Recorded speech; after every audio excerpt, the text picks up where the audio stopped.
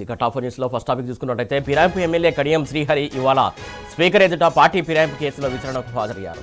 ఆయనపై పిటిషన్ వేసినటువంటి BRS MLA Vivekananda కూడా విచారణకు హాజరై తన వాదనలు వినిపించగా స్పీకర్ వాటిని రికార్డు చేశారు. ఈ నెల 19న మరోసారి విచారణకు హాజరు కావాలని కడియంను ఆదేశిస్తూ విచారణను వాయిదా వేశారు స్పీకర్. ఇక రెండో టాపిక్ చూసుకున్నట్లయితే ఉద్యోగాల పేరుతో మోసం చేసిన రేవంత్ ప్రభుత్వంపై నిరుద్యోగులు తిరగబడుతున్నారు.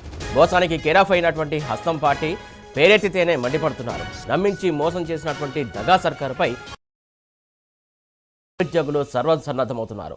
భావోద్రుత ఆందోళనతో కథలు తొక్కుతున్నారు. ఇక మరో టాపిక్ చూసుకున్నట్లయితే కాంగ్రెస్ పార్టీని మున్సిపల్ ఎన్నికల సర్వేలు కలవరపెడుతున్నాయి.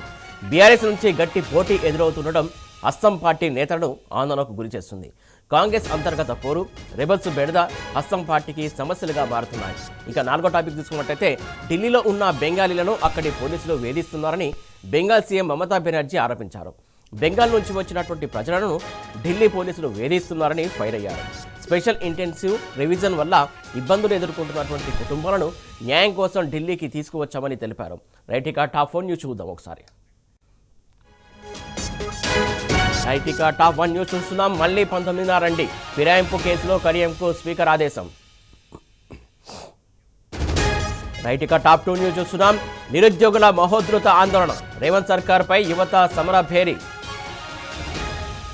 రైట్, ఇక టాప్ 3 న్యూస్ చూస్తున్నాం. హస్తంలో పూరా కలవరం, అంతర్గత పోరు, రెబల్స్ బెడదతో బేజారు. రైట్, ఇక టాప్ 4 న్యూస్ చూస్తున్నాం. స్పెషల్ ఇంటెన్సివ్ రివిజన్ పై దీదీ ఫైట్, బెంగాలీలపై వేధింపులు ఆపాలని డిమాండ్.